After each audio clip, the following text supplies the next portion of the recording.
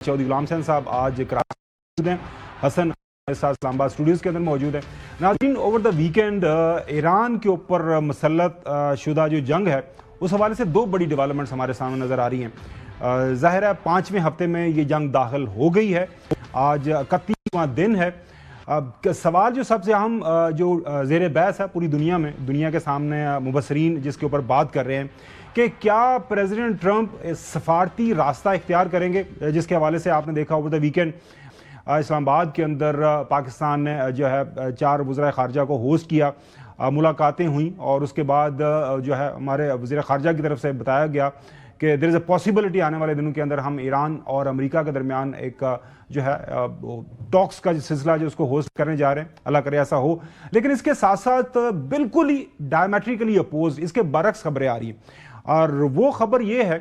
कि middle east मशरक़ वस्ता के अंदर पर्शियन गल्फ में प्रेसिडेंट ट्रंप जो हैं वो अपनी फोर्सेस को बढ़ा रहे हैं, मैरीन्स वहाँ पे इकट्ठे कर रहे हैं, हमारे जो उनकी जो स्पेशल फोर्सेस हैं 82nd एयरबॉर्न डिवीजन जो है उनके फौजी दस्ते वहाँ पे जा रहे हैं। और प्रेसिडेंट ट्रंप की हम देख रहे हैं कि उनकी बातों से भी ये लग रहा है कि मुझे खर्ग आयरलैंड चाहिए, मुझे ईरानी तेल बड़ा पसंद है और मैं चाहूँगा कि उसके ऊपर मेरा कब्जा हो। तो नाज़रीन, ये दो मौज़ूआत हैं जिसके ऊपर हम प्रोग्राम में बात करेंगे। सफारती सतह के ऊपर कामयाबी के कितने चांसेस हैं, इसके ऊपर बात करने के लिए हमारे साथ मौजूद होंगी प्रोग्राम के पहले हिस्से में डॉक्टर हुमा बकाई साहिबा, और तफसील से इसके ऊपर बात करेंगे। और प्रोग्राम के दूसरे हिस्से में हमें ज्वाइन करेंगे lieutenant general retired Mohammad Saeed साहब, साबिक चीफ ऑफ जनरल स्टाफ हैं, तो उनसे हम बात करेंगे क्या boots on ground president Trump इसके ऊपर कोई फैसला करेंगे, मतलब फौजी हिकमत अमली जो पॉसिबल हो सकती है या नहीं, ये प्रोग्राम का हिस्सा होगी। और प्रोग्राम के आखिरी हिस्से में नाज़रीन एक जो छोटा सेगमेंट हम करेंगे, इस्लामाबाद के अंदर एक बड़े बिजनेसमैन है और एक इंतहाई अहम मसरूफ़ शाहरा के ऊपर उनका फार्म हाउस है, वहाँ पे एक गैंग दाखिल हुआ 8-10 लोगों का और मिड बीड में जो है उनकी हलाकत हो गई है। इस्लामाबाद के अंदर इस वाक़े की वजह क्या है, इसके पीछे मुहरक़ात क्या हैं, ये भी मौजू हमारे प्रोग्राम के अंदर होगा। डॉक्टर साहब बहुत शुक्रिया वक्त देने के लिए। डॉक्टर साहब स्टेट आपके जाते हैं, वज़ीर ख़ारजा जो है हमारे डिप्टी प्राइम मिनिस्टर साहब बहुत मेहनत कर रहे हैं, कल उनका पाँव भी फिसला, आपने हमने देखा कि थोड़ा वो गिरे भी, हेयरलाइन फ्रैक्चर भी उनके कंधे के अंदर बताया जा रहा है, but he is working hard, he is जिसे कहते हैं मिडनाइट ऑयल जो है वो बर्न कर रहे हैं। अल्लाह करे उनकी ये जो मेहनत है ये रायगा ना जाए और ये जो जंग है इसका हल सफारती तरीके से ही निकले। उन्होंने क्या फरमाया, जो मुलाकात हुई यहाँ पे वज़ीर की वजह से, वो आपके सामने रखते हैं। The foreign ministers reaffirmed unity to contain the situation, reduce the risk of military escalation, and create conditions for structured negotiations between relevant parties. Pakistan is very happy that both Iran and the US have expressed their confidence in Pakistan to facilitate the talks. Pakistan will be honored to host and facilitate meaningful talks between the two sides in coming days for a comprehensive and lasting settlement of the ongoing conflict. नाज़रीन, doctor साहब जो बात कर रहे हैं तकवीयत उसको इस जो है प्रेसिडेंट ट्रंप के बयान से भी मिलती है, जब वो कहते हैं कि मुज़ाकरात बड़े अच्छे अंदाज से बढ़ रहे हैं और जाहिर है ईरान भी हमारे ऊपर एतमाद कर रहा है और प्रेसिडेंट ट्रंप के मुंह से भी पाकिस्तान का नाम हम सुनते हैं, तो वो भी हमें बड़ा अच्छा लगता है। We've had very good negotiations today with Iran, getting a lot of the things that they should have given us a long time ago. We'll see how it works out, but they're very good. Moving along very nicely, and we are negotiating with them directly and indirectly. But you never know with Iran, because we negotiate with them and then we always have to blow them up. Doctor Huma बकाई साहिबा, आपने president Trump को सुना, president Trump के बारे में अगर ये कहा जाए पल में तोला पल में माशा, तो वो गलत नहीं होगा, वो किसी मौके के ऊपर कुछ भी बात कर सकते हैं, लेकिन वो एक बिजनेसमैन है, वो एक डील मेकर है। और मैं जो है सामने हमारे जो दादो शुमार ऑन ग्राउंड जो चीज़ें वाक़यात रूनुमा हो रहे हैं, मैं ऑप्टिमिस्टिक हूँ और मेरी उम्मीद भी है कि ये सफारती तरीके से ये जो रास्ता इख्तियार किया जाए। डायरेक्ट आपसे सवाल, आपको सफारती महाज के ज़रिए जो पाकिस्तान अल्हम्दुलिल्लाह जिसको हम होस्ट कर रहे हैं, जिसको हम लीड कर रहे हैं, आपको इस तनाज़े का हल नज़र आ रहा है? जी, मुझे इस तनाज़े का हल नज़र आ रहा है और जो प्रेसिडेंट ट्रंप बात कर रहे हैं, चाहे वो खर्द आइलैंड के हवाले से हो, चाहे वो troops boots on the ground के हवाले से हो, میرے خیال ہے کہ وہ ایک بائی ڈیزائن ہے، جہاں وہ ایک اسٹریٹجک ایمبیگوٹی کو زندہ رکھنا چاہتے ہیں۔ وہ اس طرح کے آپٹکس بھی کریٹ کرنا چاہتے ہیں کہ امریکہ کا اپر ہینڈ ہے،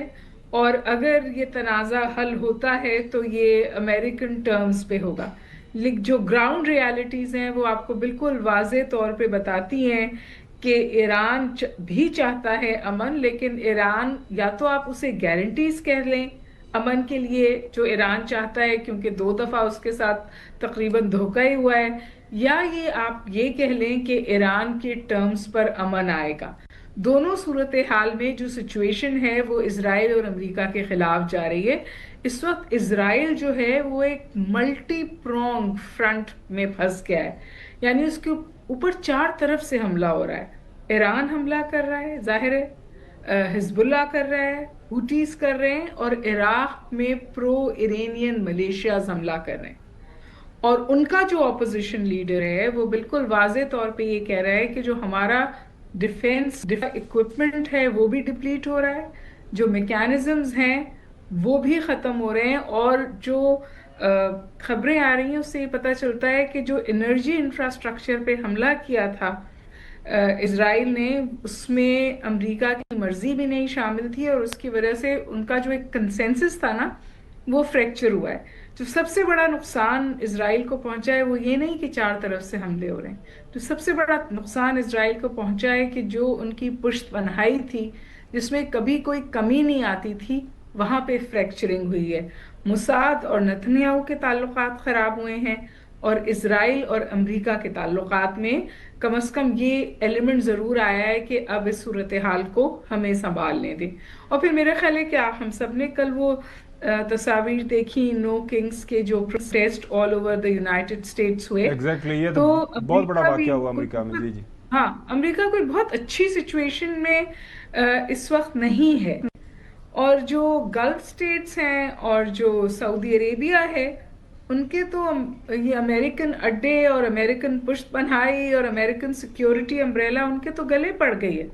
تو میرا خیال ہے کہ جو کل فٹ ورک ہوا اسلام آباد میں وہ انکریجنگ تھا، وہ صرف ہم نہیں کہہ رہے۔ آپ اکراس اس وقت انٹرنیشنل میڈیا دیکھیں، آپ کو اسحاق ڈار صاحب کی سٹیٹمنٹس بھی نظر آئیں گے اس پر، اور جو وہ کچھ کہہ رہے ہیں وہ بھی نظر آئے گا۔